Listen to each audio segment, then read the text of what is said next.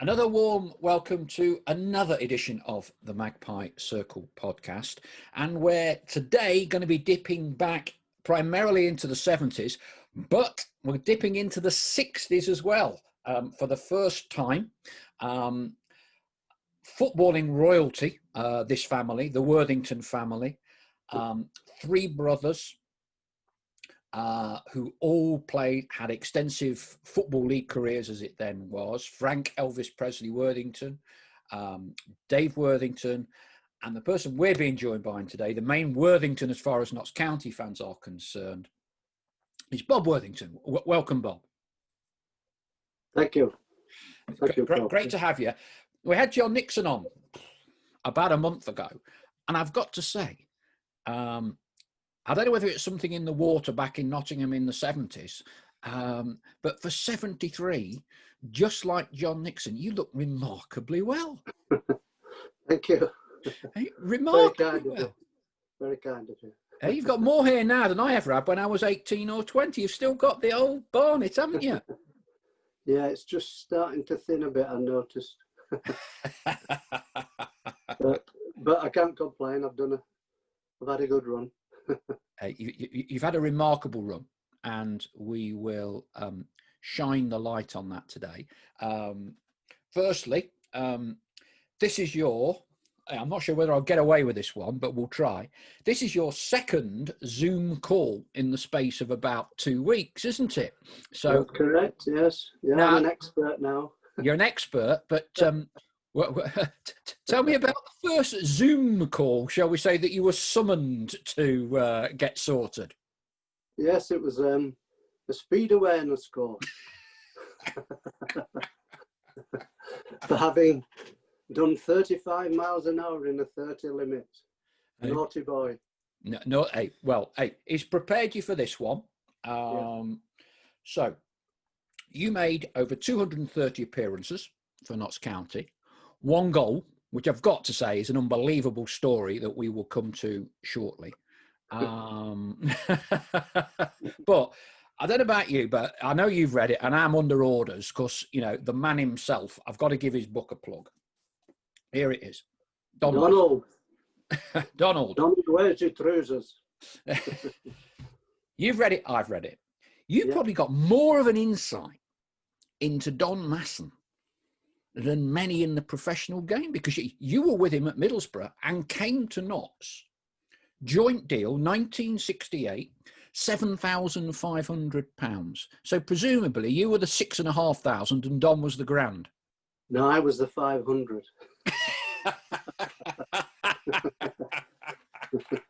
Yeah. Tell me about Don. Well, when we came from Middlesbrough, we weren't particularly pals. You know, we played in the same team together in the reserves at that time. Well, Don was in and out the first team, as he mentions in the book. But he was married and I was single, and I was in digs with a couple of Geordie lads. Can you imagine that? 3 19-year-olds in digs together. We were a bit of a handful for the... in fact, we moved to Redknapp at one stage, and the lady who owned the B&B, she asked us politely to leave after a while because we were a bit too much for her. Yeah. But one of them, actually, Peter Wilson, he went on, he got a free transfer from Middlesbrough, which I was really surprised at after I'd left. And he ended up going to Gateshead. He was from Newcastle, so not far away. Played non-league, which seemed a shame because he was too good for that. And then he only lasted about 3 months, and he got an offer to go to Australia.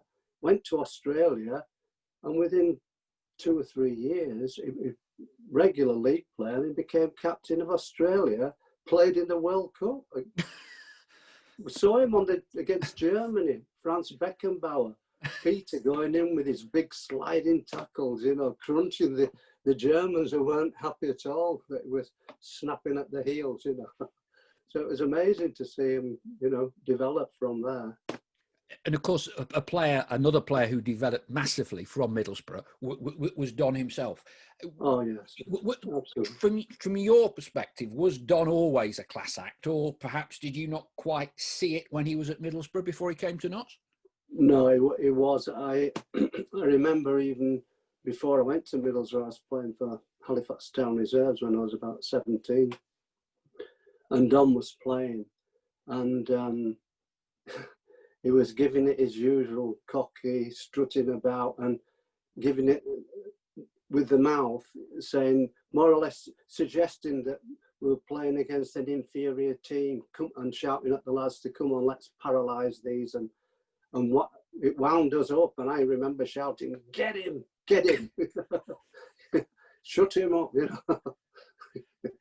Yeah, that's how it was. But yeah, it was, you could see the skill there, but sort of, 18, 19, 20 years. It was all there for sure. I mean, it's in the book, and Don's alluded this to me as well.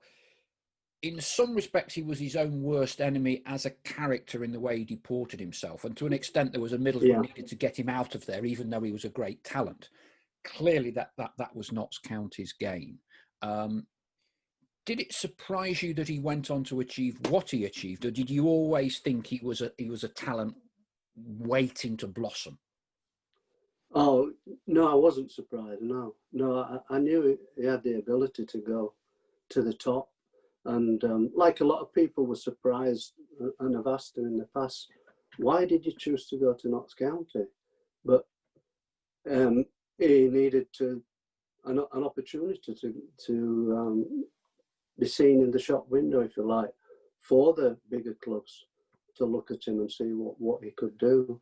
And he mentions in the book actually that about we only found this out through going to Middlesbrough ex-Players Association dinners and what have you, where the captain at that time told them it was the players that got him out. I don't know if you remember reading it in the book. Yeah, I do. They got together and they approached the manager and saying, it's too disruptive and influence. We don't want to play with him. We feel he's affecting the team morale and so on. And the next thing, Don was on his way. So it would seem he didn't have much choice either. Effectively, I suppose in modern day parlance, he would have been blackballed, wouldn't he? I mean, he was kind of just like, out you go. Can you remember, Don talks about, I think he came down with you and you drove all the way down, and did you have a meal at the Cricketers or some sort of pub at the back of the ice stadium, yeah? That's right, yeah, we did, yeah. And we came and we watched the match on the Saturday against Newport, I think it was, because they wanted to sign us for that match, but they were a bit late in the week to get the proceedings going and make the transfer, within the allotted time. So we just watched the match on the first weekend, and then we actually made our debuts. A lot of people don't know this. We made our debuts at City Ground in the reserves on the Wednesday night against Mansfield reserves, because it was at the time the fire at the City Ground, and Forest was sharing Meadow Lane. And the two first teams played at Meadow Lane and the reserves played at City Ground. The main stand was obviously unusable, and there was a porter cabin around the back for the dressing rooms. So that's where we got changed. And as I say, we played Mansfield and we beat them easily 4 or 5, something like that. So that was our official debuts before the Saturday when we played at Darlington. So you and Don made your Notts County playing debuts at the City Ground. We did. There can't for a home game. So there can't be many that have said they've done that. It's a good quiz question, isn't it? Absolutely. How would you describe Don? As a player, you mean? Yeah. As a player, as a man. Well, Don's gone through a hell of a lot in his life, and by his own admission, he's a completely different person now and has been over the last, I don't know, 25, 30 years or so. But he went through, you know, a lot of pain, losing his dad, his wife, who was only 39, and his mother within less than 3 years of each other. Obviously, anybody would be badly affected by that, but it made him do a lot of thinking, and I think he turned to be a Christian at that time as well, actually, and he's changed unbelievably. I mean, the book's all about apologising, forever saying sorry, but he's no need to do that because he's done it that much now. He still says it when we meet up, you know, when we have our Notts County dinners, etc. He's still saying it. Will we just laugh at him and say, no, you're all right, you don't have to say that anymore, you know. And anyway, I'm pleased he's done the book, because having spoken to him since, he feels released from having done it. He's got a lot of things off his chest that he's been carrying for far too long, and he's in a much better place now. And good on him. How good a player was he for Notts? Oh, he was superb, tremendous. He was certainly the best player that I've ever played with, and I think there are several people in the book who've said the same. Yeah, you know, a tremendous skill, you know. I mean, I've got a friend who used to play for Halifax Town and Scunthorpe, and he was assigned to mark him once, and he said his order was to follow him, even if he goes to the toilet, follow him, you know, stick with him. And he said, I couldn't get near him, because his thinking was so quick and his control was so good that when you thought you might have half a chance of going and really, you know, hit him with a hard tackle, you know, no, it moved the other way, and moved away from him. He said it was unbelievable trying to mark him. He was that good, you know. What particular skills, attributes did he have? Because so many of the players, when they're talking in the book, you know, and we're talking big names, you know, Dalglish, Rioch, a lot of them talk about how Don just dictated a game. He was like, and Howard Wilkinson, when I did my book, used a great phrase. He said Don was the conductor of the orchestra. The tempo, the beat, he ran the show. Even if he wasn't touching the ball, he ran it. Yeah, he did.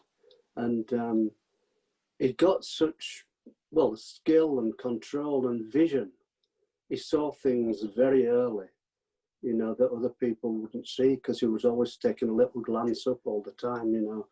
And he could do that without miscontrolling the ball as well. And Jimmy used to say to us, you know, if, like particularly us at the back, if we've got the ball and we're looking for someone to give it to, he used to say, just give it to the little man, he will do the rest, and that was it, you know. Yeah, if he was available, bang, give it to him, you know, and he'll do a bit of magic for us.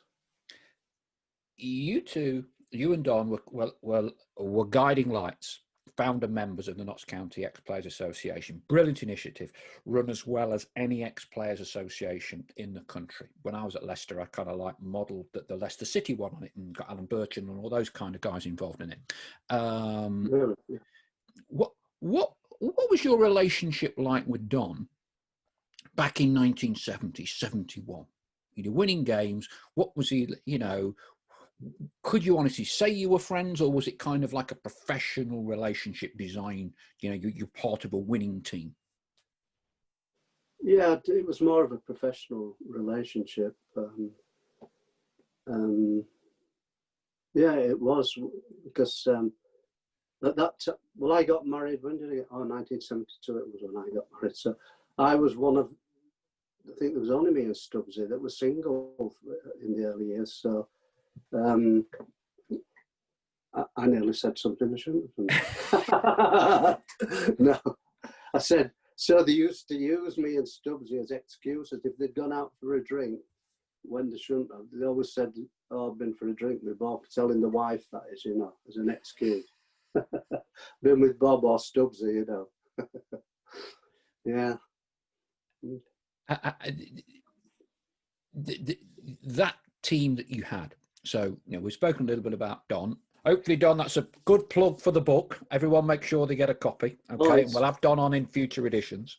I think for fans, it's a great read. Really is. Because it keeps moving all the way through. There are no points where you think, oh, it's slowing down here. It's, you know, this is not quite as interesting, but no, it keeps going. It does, to the end. So clearly on the pitch, Don was the conductor, the brains, call it what you will. Off it, putting the pieces together, was Jimmy Sirrel. Neither of you two were signed by Jimmy. You It would have been kind of Billy Gray, and then you would have had Jack Wheeler as a kind of a longish caretaker, correct? Well, we don't think actually Billy Gray actually saw us play. I think it was Jack and Stuart Imlach. Because Right. Stuart was the assistant then. It was them that came to watch us and recommended us to Billy. So he went along with that. and the story goes, after the game, I'm trying to just get my games in order here. When Billy got the sack, we'd only been there a week, 2 weeks, and I have got permission to sort some affairs out back home with me, just having moved there on the Monday, and I came back home at tea time, and my dad said to me, you know, your manager, Billy Gray. I said, yeah. He says, he's not your manager anymore. I said, what? He said, he's been sacked. I said, oh, dear me. We'd only played 2 games with Don. and he was gone. That was it. Yeah. So that was a strange start. What was Jimmy Sirrel like? I mean, it was announced, wasn't it, an away game by the chairman that Jimmy Sirrel was going to take charge. I think it was a Wrexham was the game. Not too many people knew too much about Jimmy at that point, did they? No. The chairman announced it to us when we were all in the bath after the game at Wrexham. We just lost 1-0, not feeling too pleased with ourselves.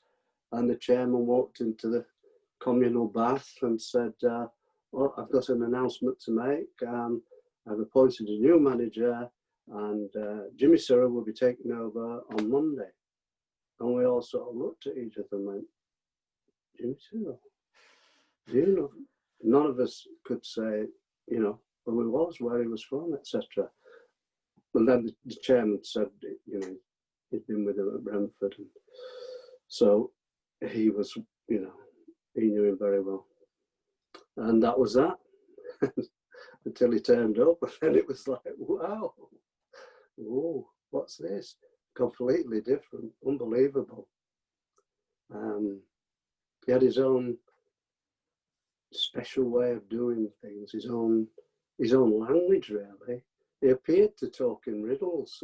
It seemed like that to us at first, until after about 3 or 4 weeks, we got to know where he was coming from and where this different language was coming from, and then we just got used to it, and we didn't think anything about it after that.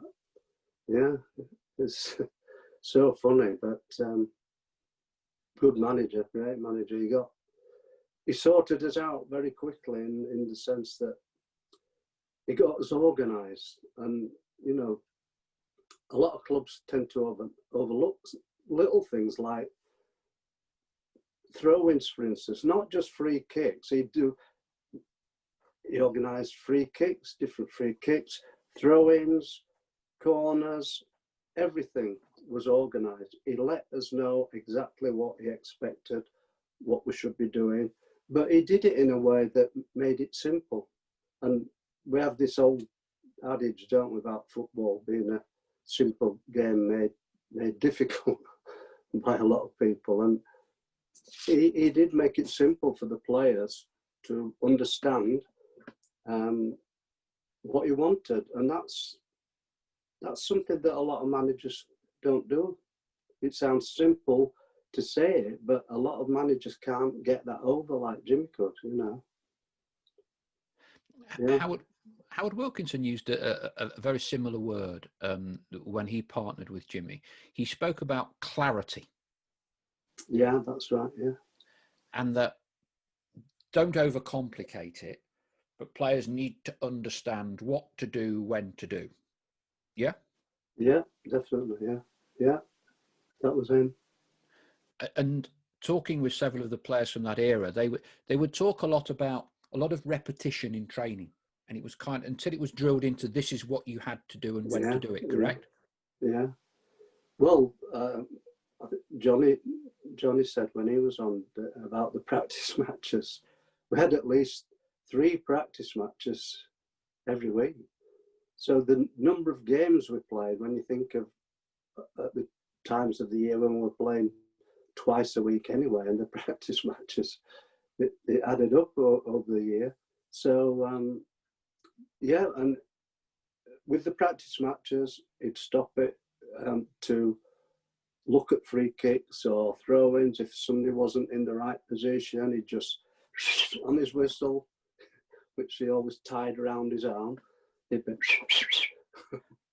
Jimmy the Whistler. Yeah, he was always blowing it, you know, and not just whistling, but sometimes he'd be shouting and asking people if they've got no brain and that sort of thing.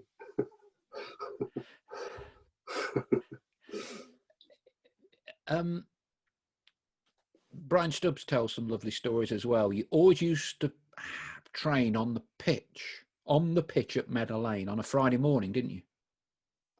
We did, yeah, quite often, yeah, we did, yeah. Groundsman wasn't very happy. Peter wasn't happy. No. Jimmy always wanted to play, didn't he? Jimmy wanted to play. Oh, he did. He wanted to be in the game.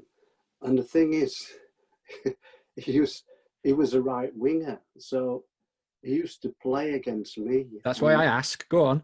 So it was a bit awkward for me, you know, because, you know, if you like to go in and tackle, but he's your manager and he's older and so on, and you think, whoa, you know. And on odd occasions, he'd sort of say to me, he used to call me Robert. I had you there, Robert, didn't I? I turned you inside out. And I said, well, not really, boss. If it had been for real, do you remember when you were just on the half turn and the ball was bouncing? I said, that was the perfect time that I could have gone right through you, you know. And he used to say, aye, maybe you're right.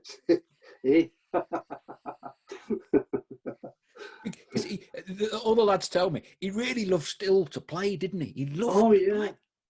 Yeah, he used to, after training that, especially when we're at Meadow Lane, he'd be practicing free kicks and corners himself.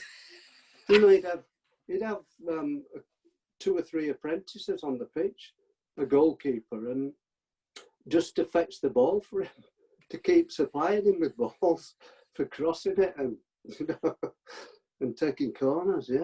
Yeah. And the thing is, the other thing is what he used to do. Talk about organised with the free kicks and throw-ins and everything. But he was like the club scout as well. Yeah. He used to go. It could have been at, say, I remember once he was at Brighton the night before, something like a Tuesday night or a Wednesday night. And he'd be the first into training. He'd be there before anybody. And I don't know what time he got back after midnight, but he'd be at the ground.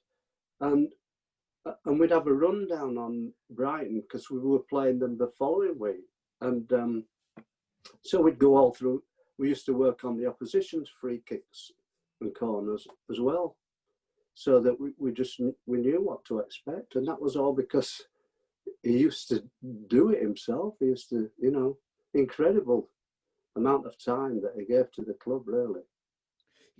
he had a huge work ethic, didn't he? I think Sir Alex Ferguson was always very impressed with that. Oh, he did. Yeah, absolutely. Yeah. And he had his own routine, which I think his wife, Kathy, was a bit careful about disrupting his routine because he didn't like to be disrupted.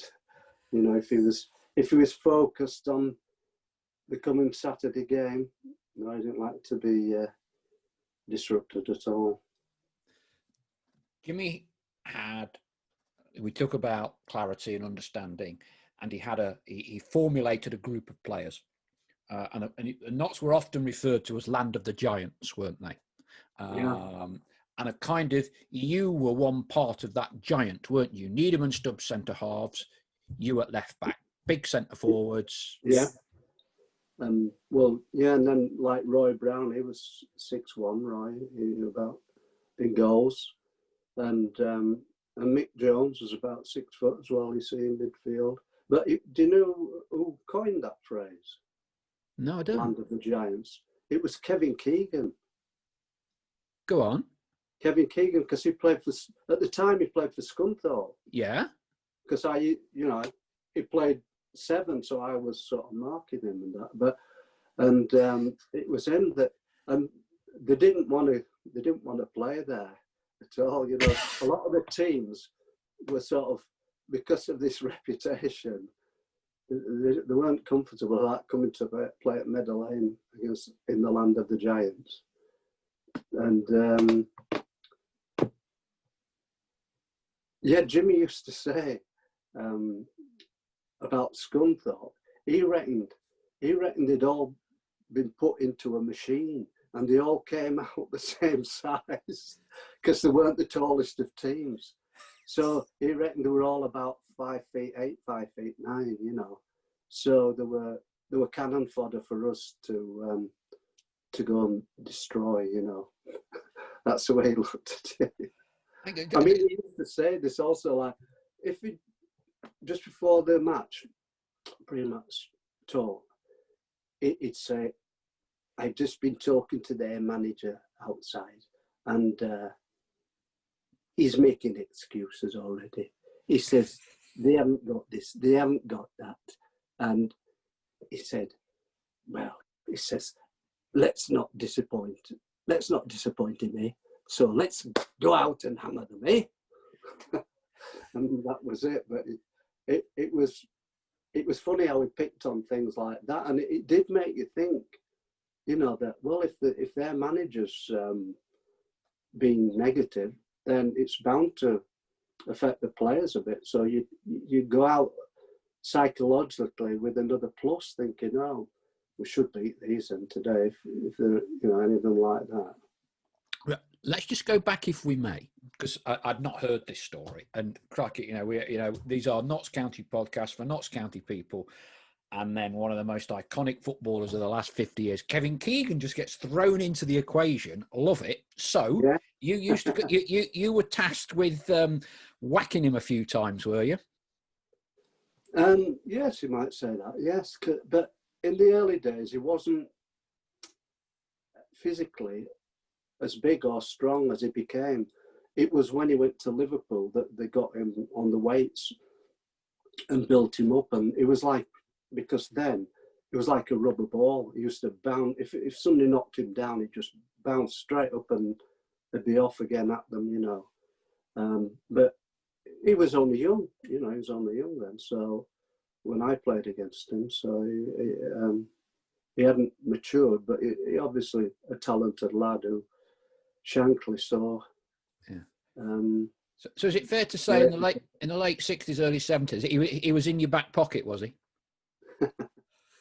Well, I didn't have a problem. Yeah, I wasn't, you know, thinking, oh, might be in for a problem today. You know, on your guard, you know. I might have to try and hit him early on. Yeah. So it came from Kevin, did you say, about this Land of the Giants moniker? Yeah. He wrote it in a book, in fact. Oh, I did. Okay. Quite a long time ago. I'm sure I've seen it in a book that he wrote, yes, where he mentions that. Because the story is as well, that Notts tried to sign him, didn't they? But Notts missed out to Liverpool, which kind of to young fans think, hang on a minute, couldn't possibly been true, but it was true apparently. Yeah, I believe so. Yeah. It's a shame though that for me, my brother Frank, who failed the medical at Liverpool twice, and I went with him the second time, and it would have been, instead of Keegan and Toshack, it would have been Keegan and Worthington. And if Frank had have gone to Liverpool, he would have got the caps that he should have had, because, you know, he had all this skill and ability to play a lot of games for England. But unfortunately, he didn't, as it turned out. But if he'd have been at Liverpool under Shankly, it'd have been completely different. Did you say there, Bob, that you went with Frank for the second time when he was close to joining and had a medical? I did, yes, yeah. So was that to give him a bit of support, or were you helping out with him, or how was that working? Well, yeah, a bit of support, that's all. Because what happened was, it was, the season had just finished, and right at the very end of the season, Frank got a call up from England to play for the under-23s on a tour of, they were playing Poland, Czechoslovakia and Russia in the course of 2 weeks. And he got called, he was already booked to go on holiday to Spain. And anyway, he had to cancel that. Obviously you do if you get selected for England. And so he did the tour.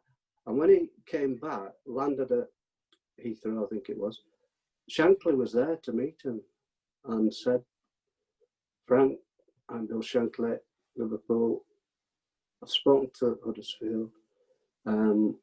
We've agreed a deal. I want you to come and play for Liverpool, and I'd like you to come with me now to Liverpool with us. We've got a car outside. Take you up for a medical. See how we go. And anyway, failed the medical on high blood pressure, which he'd never had before. And they used to check them, the club doctor at Huddersfield, checked them every 6 months, never had a problem. But I mean, to having just come back for playing for England, you know, that was a big boost, call up. And then suddenly Shankly's waiting for him. Obviously, he probably got a bit excited, overexcited. Some people do in those situations have high blood pressure. So Shankly said, look, get yourself on holiday, take it easy, come back, and we'll do it again in 2 weeks. Were you at Notts County at this point, by the way? Sorry, Bob. I was, yeah. Yeah, okay. I'll tell you what, I can remember, because something Shankly said. We'd been on, well, that season, it was when Villa were in the 3rd division. Yeah. And we played at Villa, and it was on Match of the Day. It was. Not the main game, it was the smaller game, if you like. And he said, I saw that game, son. That was tremendous. I thought you were a very unlucky team to lose that day. It was a great effort. And wow, my chest. Whoa, I was just ecstatic when he said that. He had that ability to make people feel really important, I suppose, in a way, to boost the confidence incredibly, you know. He just had that aura about him, yeah. So going back to, yeah. So anyway, Frank went on his holiday, and he didn't actually look after himself like he should have done. He was young, he had a reputation to keep up to, and he didn't really look after himself.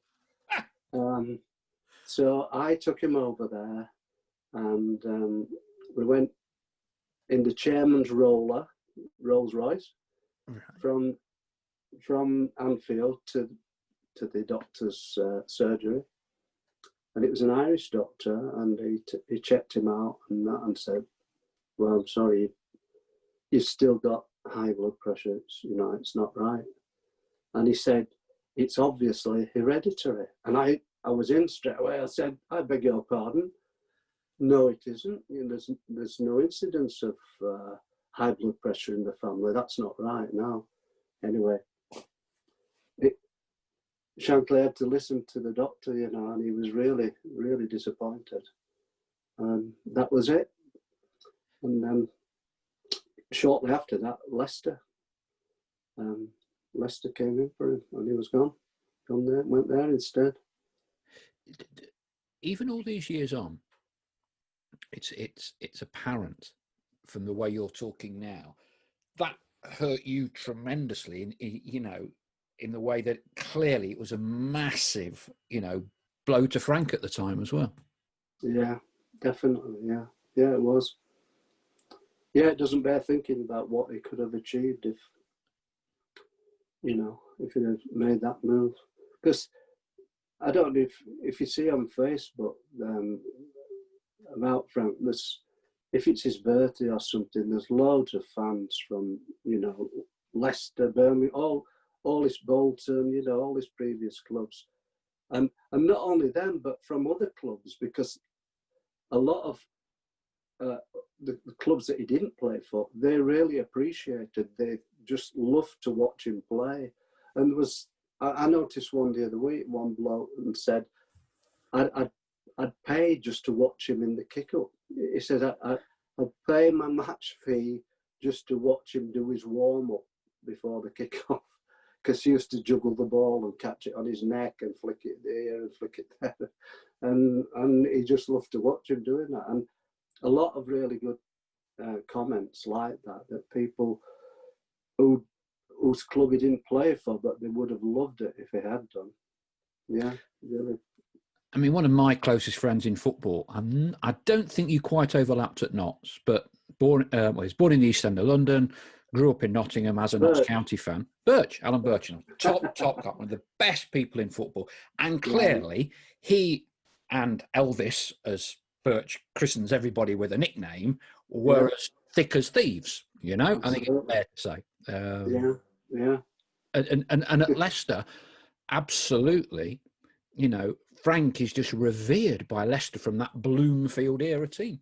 Yeah, he is, that's for sure. Yeah. What was it like? So the three of you, sorry for darting around a bit.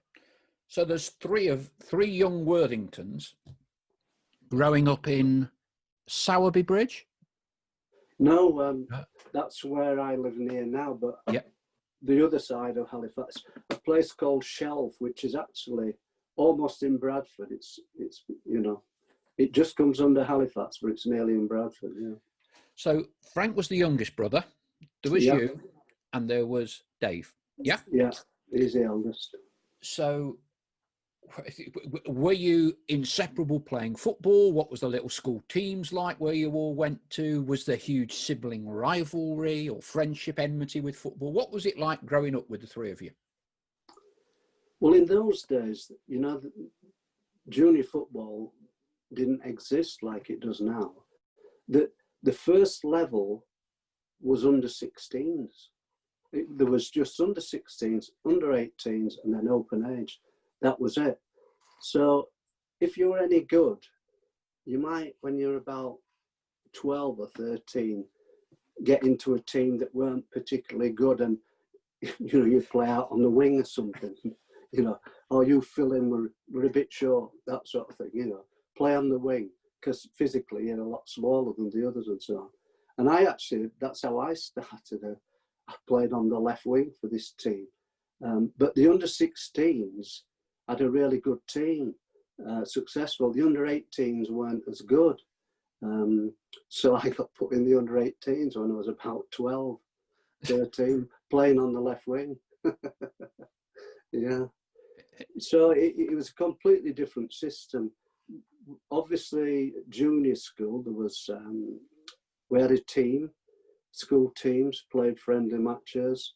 And all three of us, when we were in what they call standard 2, it went up to standard 4.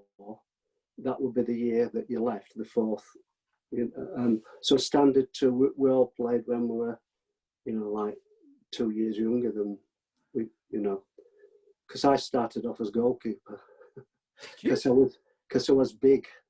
I was heavy as well, chubby when in my younger days, yeah. And I could touch the crossbar, so that's why I was in goals. Who was the best of the three of you? In those early ages growing up, was Frank always going to be the star, or was it was nothing between you? Yeah, you couldn't really say so early on, as I say, because it's just so different to what it is now. No, you couldn't do that, and we sort of all played separately anyway. It was difficult to compare like that. But then I suppose when you're getting on to 14, 15, then you could see that, because we just practiced, we played on the road, we always had football, so people used to call at the Worthingtons because they knew there was a football there. If anybody wanted a game, knock on Worthington's door and there'll be some lads who'll turn out and they'll have a football, It was always like that. Because my dad was an ex-professional as well. My dad was from Manchester, and he got stationed over here during the war in Halifax. And my mum was keen on football. She used to watch Halifax Town. And my dad played for Halifax Town for a while. Because during wartime, he tended to guest for different clubs. Because he was stationed near Leicester at one stage. My dad was at the Battle of Arnhem, he was a Royal Engineers paratrooper. Was he? A bridge too far. Late Sean Connery and the All-Star cast. Yeah, he was one of the lucky ones who managed to get evacuated, and he never got a wound or anything. He was really lucky, because it was a total disaster. Yeah, and my mum was a good footballer. My mum played. She was in the WAFs during the war, and she used to transport troops about, and she was stationed over in Preston for a while. And while she was there, they organised a WAFs football match with another base, and they won. I think they won something like 12-2, and my mum scored 10. Is that where Frank gets his goal scoring prowess from? His mum, not his dad. That's it. Yeah. No, my dad was a powerful shot on him. He wasn't tall. My dad was about 5'7", 5'8" at the most, but he could thump a ball. The old balls with the lace up as well. If he was 30 yards out, he'd just look up and he'd have a go. Either foot as well, which was incredible. Yeah, so my mum, she was a good footballer as well.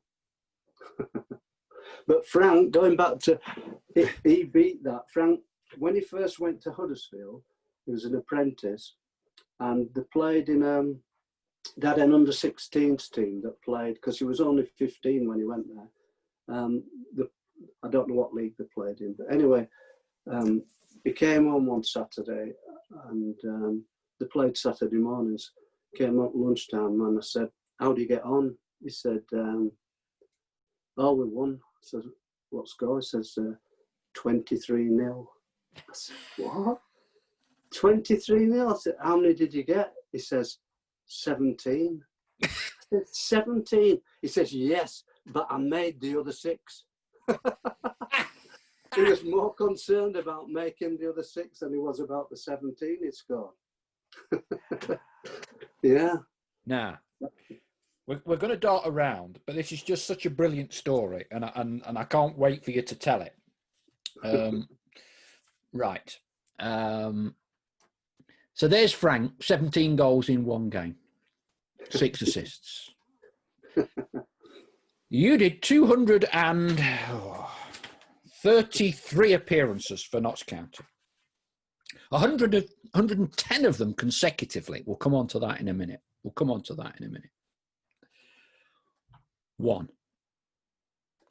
Only one goal. Yeah. But what a goal. Yeah. And what a way to celebrate. Tell us all. Tell us all. Midweek game against Rotherham, 1-0 down, going into the closing minutes of the game. You take the story up from there. Well, it'd been poor condition. We got this awful swirling wind, and it was a cold early spring night. Not the best conditions for playing good football, and we hadn't been playing well. We knew that. All the players, we knew it. We weren't playing well. In fact, we'd been going through a disappointing run prior to that. And I think this previous 6 games, we'd been in the promotion race, but we were dipping out of it, because I think with previous 6 games, something like drawn 3 and lost 3, something like that. So confidence was low, not playing well. We couldn't string 2 passes together. And the crowd were on your back. The crowd were not happy at all. They were frustrated with our performance, as we were. And then I think at half time we were losing 1-0. And anyway, went out for the second half. We didn't play that much better, as I recall. And the crowd are really giving us all stick, moaning away. And I don't know why, it was about 5 minutes from the end, I found myself, we pushed up from the back to the halfway line and we were going forward. And I suddenly just sort of ran up the middle. And Don had the ball just outside the angle of the box. And I just screamed for it, Don, Don! And he just had a quick glance up and saw me coming, and he just squared it. And I'm in the middle of the box now, and I just hit it first time. And he went about 6 inches off the ground all the way into the bottom corner. Well, believe it. So I jumped up and I ran forward. I did a forward roll by the side of the nets. All the players came and jumped on me and celebrating. And then I don't know why I did this, but as we were running back to our positions, I got to the halfway line and I turned my back to the County Road stand, bent over, pulled my shorts down, showed them my backside, pulled my shorts up, turned round and started giving them the V sign. And from the crowd noise, because there was a decent crowd there, about 11,000, I think. And the crowd noise, they were pleased, obviously, that we'd got a goal. And suddenly, when I did that, there was a bit of a moment of shock. And the noise level just seemed to drop as I did it. It was quite funny, really. So, anyway. And you did it, before you get on to the next bit, you did that because as a left back, up and down the side, you kind of bear the brunt of a bit of criticism, yeah? Yeah, fullbacks and wingers particularly got the stick, from the crowd that you were playing nearest to, yeah. So it's the whistle goes, we go in and I'm thinking, oh, I could be in trouble here. I wonder what Jimmy might say.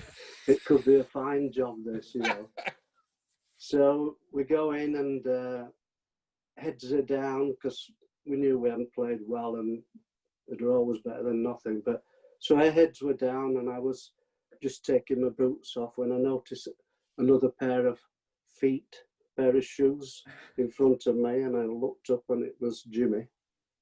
And he just looked at me and he said, "Well done, Robert E. You did right to do that to them bastards." All right. So as I walked away, I thought, oh, that's not a fine then. I should be all right. Lovely story. And is what will be interesting. This will be broadcast, right? And everyone will be saying, Bob Worthington, oh, fantastic left back, yeah. I couldn't believe the fans gave him that stick that night. I guarantee there will not be one fan when they watch this because, oh yeah, I was giving Bob Worthington some stick. Not one of them. They'll all have that night there'll have been hundreds having a pop at you. Yeah. And then we'll all rewrite a little bit of history, you know? Yeah. Great story. Great story. Now, I'm going to throw another one into you now. We spoke about Kevin Keegan kind of being in your back pocket. I hope you don't watch these. He shouldn't watch these, should he? I wouldn't have thought. Anyway, there was another right winger that you used to come up against who is very well revered at Notts County. And he'd have been at Rotherham as well. I don't know whether he was playing that night when you scored that goal. Neil Warnock. And I think I'm right in saying that you used to have one or two run-ins with Neil, didn't you? Come on, spill the beans. It has been known, yes. It was mostly... the one incident I remember the most was in a reserve game, actually, at Meadow Lane. I'd had flu and I missed a couple of games, and then I was having a run out in a midweek reserve match, and so I don't know, it was one of Neil's teams, obviously, and he was playing, and we had a young, I've forgotten his name, a young lad playing in midfield, small lad, and he was an apprentice, and he was making his debut in the second team, and it was a kick out from the goalkeeper, and as it was coming down, Neil ran inside and he brutally chopped him down. It was a most dreadful tackle. And oh dear, I'm trying to think, our centre half, whose son played for Notts for he played quite a lot of games, his son. He was a centre back as well. And anyway, Laurie, he punched Neil. He was nearest to him, and he was, just so angry that he threw a punch, and like referee straight in, right, you're off. And then. So did Neil get sent off, or was it? It was the centre half that got sent off for the punch. Centre half got sent off. No, Neil was okay. It was like that in those days. They tended to just send the one who retaliated off, And anyway, so just after that, there's a few in the crowd. It wasn't a big crowd there, but we were saying, "Get him, Bob! Get him! Get him!" And I didn't say anything. I just thought, you don't have to tell me that. Anyway, the next confrontation was a through ball for Neil coming straight at me. And it was a perfect tackle. I went through ball and man, and he seemed to do a somersault over my head somewhere. And he went over behind me, and anyway, the referee booked me, but I was quite happy to take a booking for that. Did Neil get up? Because, yeah, he did. Yeah. I remember Mick Jones used to say to me that, kind of in those days, defenders, it was customary that you would give your opponent a bit of a whack. Mick said, because Neil used to roll one or two people, didn't he, when he was playing? Neil's view as a forward was that he would get his tackle in first before the defender did, yeah? Yeah, that's right. Yeah, quite often. There were players like that, for sure. Yeah, in fact, it was sometimes a surprise for defenders if, when they did that, thought, oh, right, we've got a bit of a game on today. Somebody who wants to mix it, because sometimes you just sort of half expect that if you dished it out, then they would just stand back a bit. Yeah. And another one, and it seems like you kind of came up against a galaxy of names that weren't famous at the time, but kind of went on to become famous. And I forget who tells me this story. There was a big rivalry between Notts and Bournemouth, wasn't there? Oh, there was. Big rivalry. John Bond, Ted McDougall, Phil Boyer. And it was one of them where Jimmy used to get quite wound up against Bournemouth, didn't he? That because you were both going for it in Division 4, Division 3. Yeah. Bournemouth and Bondy always used to have a pop at Notts, didn't he? Bondy were, they're just animals, we play football the right way and all. And of course, that was red rag to a bull for Jimmy, wasn't it? Yeah. Now, am I right in thinking that you would have come up against Harry Redknapp when Harry Redknapp was on the wing? Yes. And is it true? Is it true? I'm trying to. It may have been Mick Jones told me this. It might have been Stubbie. In the warm up. So it's before the game started. You would throw one of the balls to Harry and say, "Have a touch now, Harry, because you won't get a touch during the game." Is that right? Or versions of that? And you were kind of obviously psyching Harry out before the ball was kicked. Mick Jones, it was Mick Jones who told that story. Yeah, I remember. Yeah, he did. Yeah. True. Yeah. I think so. I think it was before we went. When we'd been out to look at the pitch to check what studs you'd be wearing, and that an hour before the game, and there was a ball at the side there, and it just coincided with Harry walking off towards me. What was Harry like to Mark? Oh, because Mick Jones said to me, a couple of years ago before he was coming to one of the dinners, and he said to Harry, he said, we've got one of our Notts County dinners on Saturday. It'd be a great do. I said, your old mate, Bob Worthington, he'll be there. And he went, all right, yeah. Give him my effing regards.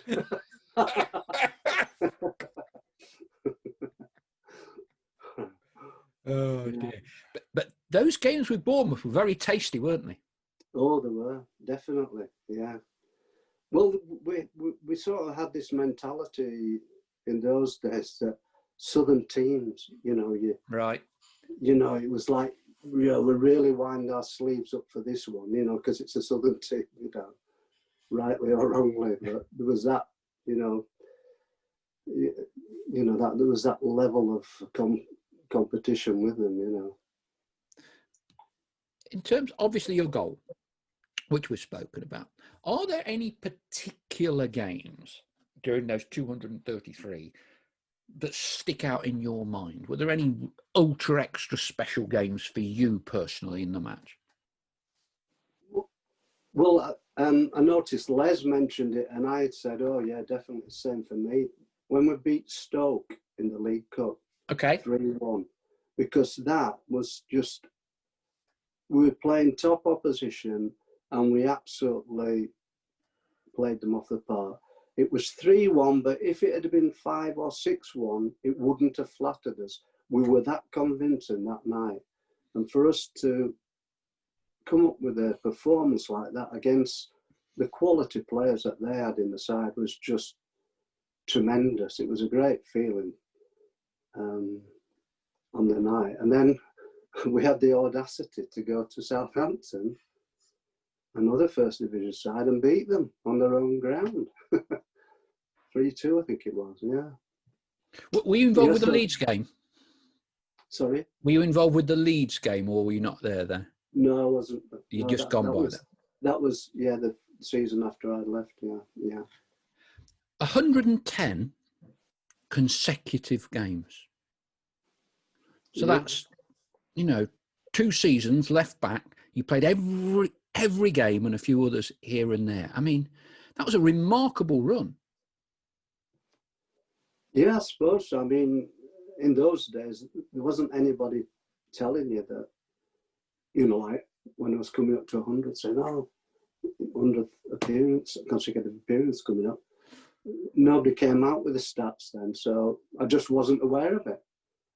I've only been aware of it over the last 5 years or so. They didn't do stats like that. Were the games that were touch and go? It was, and I think I think Brian Stubbs said to me that, and particularly with Jack Dunnett, you needed to be in the first team playing and winning to get your monies up, because it's not necessarily by today's standards where you earn a very, very, very good wage, even if you're not in the team. A lot of this was performance related, and you had to be in the first team, yeah? Oh, yeah, absolutely. Yeah, that's right. It was, yeah. Yeah, for sure. And so would you have played, for instance, would you have literally run through a brick wall, slight injury? You always made sure, you could get yourself out there. Oh, yeah, yeah, I would. In fact, I mean, I was very lucky, exceedingly lucky. I never got any injuries that stopped me playing the following game. The injuries were like that I got were mostly like dead legs and things like that, or nothing that would stop me from playing the next game. And that actually, the first time it ever did happen to me was when I went to Southend. And it was a strange injury. I did a ligament in my shoulder, so my arm just went floppy. I couldn't use it properly enough. Yeah. And that brought an end, didn't it, to those 110 consecutive games, because you missed 2 or 3 games after that one, I noticed, according to the stats books. Yeah, I don't know what I think. Well, I presume I must have been dropped or something. I can't just remember how it came to an end. Yeah. 2 promotions in 3 years. And in terms of, we talk a lot about win ratios and stats and this, that, and the other. But winning the 4th Division Championship, just missing out the following year, then getting promoted. I mean, those 3 years, in terms of consecutive number of, most wins, least defeats, was a quite remarkable run of results and performances. So Don was orchestrating, you're playing every week, Dave Needham, Brian Stubbs, changed the strikers a little bit, Tony Haitley here. And what did you kind of think you became invincible during that period? Oh, yes, definitely. Yeah. Yeah, we went out every game thinking we would win.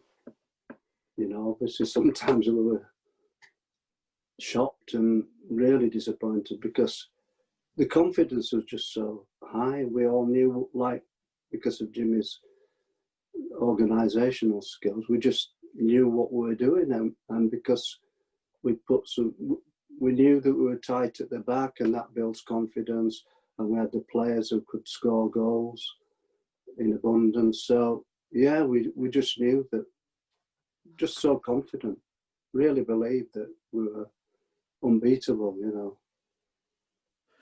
Yeah, it was a great feeling to have, actually, to go out there and, you don't have to sort of, to the lads, come on, just G each other up if we just, made a bit of a mistake, a bit of a slip or something, and they all responded. Great set of lads, so professional,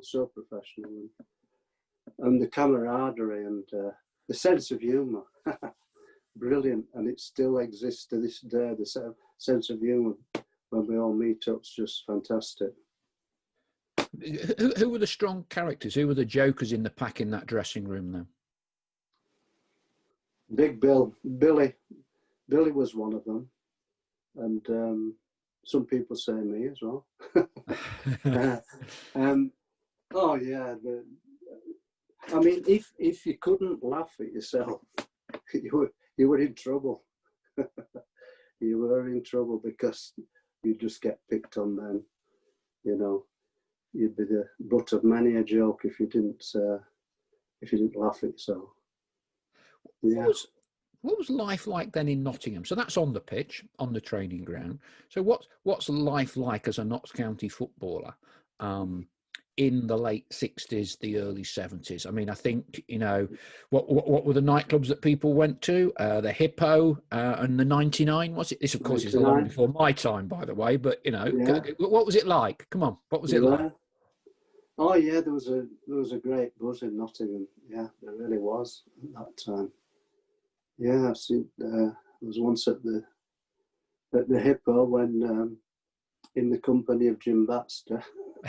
The renowned Jim Baxter, lovely man, but he went through a bad time. And one night when I was in there in his company, he got thrown out for an altercation, doing something silly.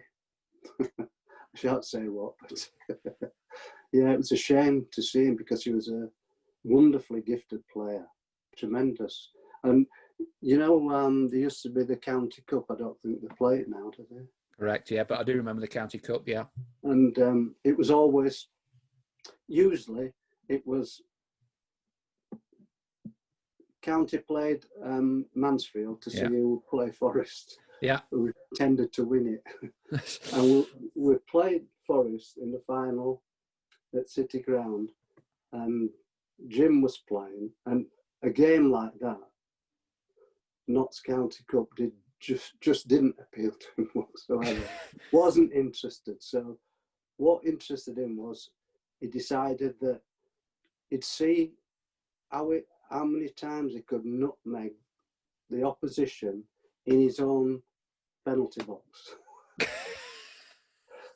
So he'd nutmeg somebody in his own box, and then he'd just leave the ball and he'd run round with a little yes, yes. And the game's still going on. And that's all he was interested in doing. Because that sort of match didn't mean anything to him at all. Yeah. Did you go out and about much with the Forest lads and the cricket county? Of course, had Garfield Sobers, didn't they? You know, the best cricketer in the world at the time. You know. That's right. Yeah, he was. Yeah, yeah. We used to bump into quite a few of them. Yeah, quite often. Yeah, we always got on well with them. Were you a Hippo man or 99 club? Because Alan Birchinall always goes on to me about this mythical 99 club. I think Dave McVeigh mentions it in his book Stake Diana Ross when he was a young kid as well. Yeah, he did. Yeah, that's right. Yeah, yeah. Did you see the play, by the way? Yes, I did. Very good. Fantastic. It was really good, wasn't it? Yeah. Very good. And the guy doing Jimmy Sirrel. Jimmy Sirrel. He was brilliant. He was tremendous. I couldn't believe it. And it's funny, when I did the book, everyone I spoke to, and you'd ask about Jimmy, and you did the same, I knew you would. Everybody does their Jimmy Sirrel impersonation. Yours was very good, and your Bill Shankly was top drawer. But you'd ask people about Jimmy, everybody does the Jimmy Sirrel. Here, laddie. They all do it, don't they? And it's like Cloughie. Whenever people talk about Cloughie, people then try and do the Cloughie. And it's very interesting when you meet, even Howard Wilkinson breaks out, very studious man, would break out into his best Jimmy accent, and everybody does it. Everybody. Yeah. Talking of Mr. Clough, Brian, I actually played against him when right at the end when he'd had the operation. He did his cruciate ligament, didn't he? Yeah. For Sunderland, and he was trying to make a comeback in the reserves, and I was playing for lowly Halifax. They were in the same league, North Regional League, which Middlesbrough and Sunderland, they were in it, and so we're playing at Roker Park, right? And for a reserve match there was 8,500 there because Cloughie was like making a comeback. It was like a big comeback. Yeah, go on. And I played for Halifax Town, and I'm an apprentice. I'm only like 16 or 17 maybe. And we've got 4 apprentices, 4 part-time pros, and 3 local amateurs that they've sort of rung the night before. Do you fancy a game at Roker Park tomorrow, And, oh yeah, that'll do. Yeah, well, we can pick you up if you want and all this business. So we played at Roker Park, well, with our team, and they'd got 2 or 3 others ex-internationals who were in the reserves coming to the end of their careers. And we got beat 7-1. But we took it as a moral victory because we scored. Because they just completely overran us, And I was marking Cloughie because I played centre-half in those days. And I remember wishing him well at the end. I shook his hand and said, "Oh, Mr. Clough, I hope I hope you get back. I hope you recover from this injury." Kept playing again, but he didn't, unfortunately. What did he say to you? I don't remember he said much still. Just thank you, I think he said, But his goal scoring record was incredible, wasn't it? Right. Almost a goal a game, wasn't it? His record, yeah, phenomenal. Was there some story? Did Don clean his boots at Middlesbrough, or was in just miss it or something? There's some story, isn't there? Yeah, that's right. Yeah, because he lived not far from the ground, and he only lived a couple of streets away from Don Revy, because he was from Middlesbrough as well, and they hated each other with a vengeance. They did in later life. I don't know what they were like then, but yeah. Is there anybody famous that you didn't mark at some point in your career? Because it's the list of players you come up against and marked is pretty impressive. Well, yeah, I didn't like to mention, but there is a certain Mr. Charlton, as in Bobby. Go on. Right, I didn't know this one. Yeah, go on. Well, it was when I went to Southend. We played at Preston North End in one of the most bizarre games I've ever played in. He was manager. He had, I think he just had the one season there. Yeah. And anyway, they were all over us right from they were all over us. The ball was flying across the box. They hit the post. And we were clearing it off the line. We were doing everything to keep them out. And they couldn't score. It was incredible. And it went on like this for like 35 minutes. And we broke away 1-0. And you think, you're joking. This is not real, this. And anyway, came off at half time. We're winning 1-0. Totally against the run of play. We came out for the second half. Oh, by the way, Preston were booed off and booed back on, even though they must have created 20 odd chances and not scored one. And the game carried on at this pace. But then we broke away 2-0 after about 10 minutes of the second half. And then it became 3-0. We'd had 3 chances, 3-0, and they must have had 35 chances and not scored any. It ended up 4-1, and we'd had 2 chances and scored. Sorry, we'd had 5 chances and scored 4, and they must have had 44 chances and scored 1. And but during that game, Bobby came out to the wing and somebody knocked the ball out to him, and it was up in the air and he was just about to turn with the ball, and I can remember, and I went straight through him and he went down, bang. And in those days, I mean, normally it'd be a booking, but the ref just sort of wagged his finger at me, and I was running away. I just glanced over my shoulder, and I looked at Bobby, and he was getting up with this look on his face, and I just thought, I bet he's thinking, I've won 2 European Cups. I'm a world champion. I've won the league, I don't know how many times. We've won the League Cup, Intercities Fair Cup, you name it, I've done the lot. And some big stupid left back wants to kick me. What am I doing here? I thought, yeah, not fair. Great, wonderful story. You mentioned Southend. So how did things come to an end at Notts? How were you shown the door? What happened?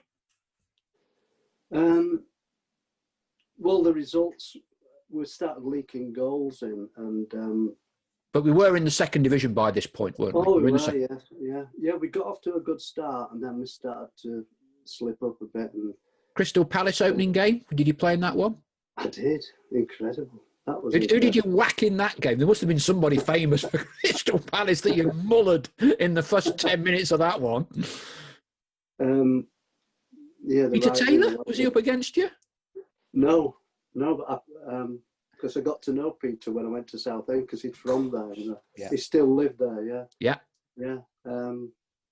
No, the other winger. Oh, what's his name? Ooh, nearly came. Very quick, anyway. But no, it was an incredible game. That really was. You know, with all they just come down and all the razzmatazz that they had all Allison set up. Quite famous, wasn't it? They had the tracksuit tops. Yeah. And they had like nicknames, like American style, you know, the bomber or the dazzler or the juggler or whatever. Bomber, yeah. Yeah. And so they're doing all this, running onto the pitch on big announcements, and they're just kicking about. We've come up from the 3rd division and they've come from the 1st division. And we're looking across and thinking, what the hell's all this? So anyway, we're thinking, wow, we could be in for a tough one here today. And it started off, they were all over us, you know. We're thinking, whew, you know, this might be a difficult day. But then I think it was Stubbs who wanted I think that was the first goal. Yeah. And it was ridiculous. The free kick was literally on the halfway line on the spot. And Stubbsy, from that angle, there's not much you can do. So Stubbsy just went and stood in the middle of the 18-yard line, right in the middle. And fortunately for us, their keeper had a rush of blood. Don just chipped the ball up in the air, and for some reason their keeper's running out. And Stubbsy just, ball came up to him, what can I do? Just backheaded it. And by this time, their goalkeeper's on the penalty spot. So the ball just looped into a big empty net. And we were like, wow, what the hell was that goalkeeper doing there, you know? And for them, they seemed to fall to pieces after that. I mean, the second half, they were, well, I can only say pathetic. And they were queuing up to come off. Some of the players, they wanted to come off, feigning injury and things like that. So, and the managers shouted, stay on there, you know, get on with it. But two of them, one of them did manage to get off, even though there was nothing wrong with him. He just didn't fancy it because we were suddenly all over them. And could believe it, 4-1 was it? I think they got 4-1, announcing themselves back in, you know, as not the big time as such, but against a club who were in the top flight and evidence that you could compete. But what happened to you personally then, and how did what happened? Sorry, but so what happened? How were you shown the door? How did the Southend move come about? Oh, by the way, Don and Dave Needham, there were 3, weren't there? Couldn't play. Yes, a lot of the big that game. So they were amazed when they looked at the score and seeing that we won 4-1. Yeah, incredible. Yeah, so we've been leaking goals, and to be fair, I never had pace. I knew I wasn't a natural sprinter. To just work, you know, on my fitness as best I could. I could run for 90 minutes, no problem. But when you move up a level, you get players who are that bit quicker as you gradually go, you know, up the leagues. And it started to tell. I was having problems with some wingers because of the pace and that. So, although I was desperately upset at the time, you know, it took a bit of getting over. I understood why, you know, they went and bought Ray, you know, Ray O'Brien. So yeah, I had to just sort of play in the reserves basically for the rest of the season, because it was in January, I think, when I last played. So yeah. And did Jimmy kind of were you fronted up about it? You know, Jimmy think you need to move on, we're not renewing your contract. How did you end up at Southend? How was kind of like your time is over here, Bob, news get broke to you? No, it wasn't like that in those days. You just, if you were out, you were out, basically. But he did say, in the newspaper, he did mention, when he put me up for transfer or something. He was generous in his praise then, and he said he hasn't left yet. We'll just he's on offer, and we'll just see what materialises, basically. Yeah. So, and Southend came in, yeah. Yeah, in the close season, because we were living at Cockgrave then, and my first wife, as it was then, she was expecting our first, and well, I didn't know if it was a boy or a girl, but had the child born back in Yorkshire, in case he turned out to be good at cricket. Of course, like you do. And anyway, it was a boy, Rob, and born in the July, and it was the day after he was born that I went to sign for Southend. And my older brother Dave, he was already there at the club, although he was playing in America at the time, and it was the bit where the season overlapped, so he hadn't come back then. He wasn't there when I actually went down to sign. Yeah. How did Southend, as a Southern club for a Yorkie, how did Southend compare to Notts? Was it after the Lord Mayor's show, or did you enjoy it and get stuck into it properly? Yeah, I got stuck into it initially, and I was enjoying it. And I even, wait for it, I scored another goal. But even more amazing, it was with my right foot from outside the box. Now then.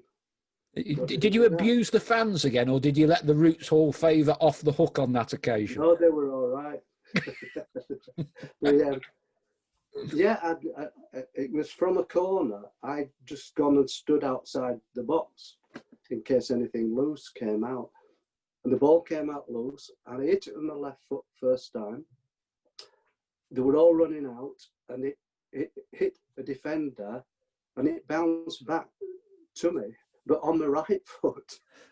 And I just more or less shut my eyes and swung at it. And it ended up in the bottom corner. And against Plymouth it was.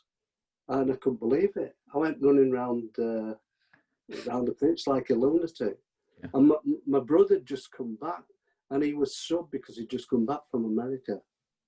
And he was jumping up and down. He couldn't believe it either. Because normally I only use my right foot for standing on. Now, one thing, and I didn't know this, I don't know how many people watching this would realise this. Fair enough, you finish at Southend. But you don't finish sport, do you? Or professional sport. You change sport. Rugby union. So, well, that was about 2 years after I finished. Okay. It wasn't immediately after. Okay. Yeah. So but you tried to, you went to have a go at a decent standard of rugby union, didn't you? Well, I was a bit old, but I did actually play for, I had 3 different teams, but the main one was Huddersfield YMCA. And when I first went there, the coach,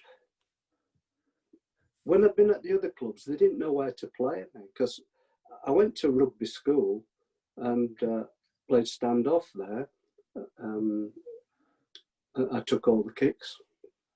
And when I've been at the other 2 clubs, they seemed to sort of play me sort of anywhere, and forwards, backs, different positions. And anyway, as soon as I went there, the coach said, he looked at me in training and he says, "You're a standoff." And I thought, well, that's the position I know best. That'll do me. Anyway, we ended up getting into the final of they call it the Yorkshire Junior Trophy. So it's not for the top teams, but for the next level down. Right, okay. Teams. So decent standard. And so we got to the final of the Yorkshire Silver Trophy, and it was played at Halifax Rugby Union ground, which is a massive pitch. I never played on it before. So for a standoff, putting the up and unders in, you've got loads of room for error. You could boot them as high as you want and know that it wasn't going to go out of play, you know. And so early on, I did that, tested their fullback. By the time it came down, 3 of our players hit him, try. And then I kicked about 4 penalties that day. We won comfortably, 20 points to 6, I think it was. So, success again. We won a cup, yes. Huddersfield YMCA. That's quite an unusual move, because were you still playing football, you know, Sunday League or semi-professional? What prompted the move from football to play rugby? I mean, what age would you have been there? Mid-30s, something like that? 30 when I was first asked. It was a friend of mine who I worked with, who's an ex-rugby league international, and he coached this team, this rugby union team called Baildon, just outside Bradford. And they were short of players, and he just asked me to play. He says, third team at Darlington, can you make one in with short of players? And I did. And we got hammered, but in the last couple of minutes, we got a penalty on the halfway line. And the captain said, well, I've forgotten who was taking the kicks, but he didn't kick any. So he was looking for somebody else, and he just looked at me and says, hey, Bob, but you've been a football. I bet you can kick a ball. Do you fancy having a go? And I said, yeah, okay. On the halfway line, and bang, straight through the middle from 50 yards or whatever. And I said, right, you've got a job from now on. So that was the start of it all, yeah. Very interesting to there aren't too many that would make, you know, play football and rugby union. I can't think of many. I can't think of any. David Gaskell, who used to play goals for Man United. Right. Can you remember him? No? I can't remember him, no. Goalkeeper. He played for Wrexham as well. Right. And he did the same at the end of his career. He went and played rugby union. Another player from my neck of Bobby Ham. He played a striker, played for Bradford City, Bradford Park Avenue, Rotherham United, Preston. Prolific goal scorer. And Bobby, he played locally as well. Yeah. Bob, it's been great to take a trip down memory lane. Some wonderful stories. You know, anyone that has come up against, played and marked Bobby Charlton, Neil Warnock, Kevin Keegan, and Harry Redknapp. That's a pretty... and Brian Clough. And Brian Clough. I mean, it just... and you whacked most of them, so that's good. That's good. So, Bob, thank you so much. I guess it goes without saying that Notts County was the best period, in summing up, of your football life. Oh, absolutely, yeah. Yeah, marvellous time. Yeah. Yeah, the fantastic time there, yeah. Yeah, I wouldn't change that for anything. Yeah. And I think it wonderful time. Thank you for the memories. I can't believe, as an 8 or 9 year old, that I cannot remember a truly unique celebration. And as I said to you, I promise you, we will not find a single fan who will admit to having given you stick during that game. Thank you very much indeed, Bill. Oh, you're welcome. Enjoyed it.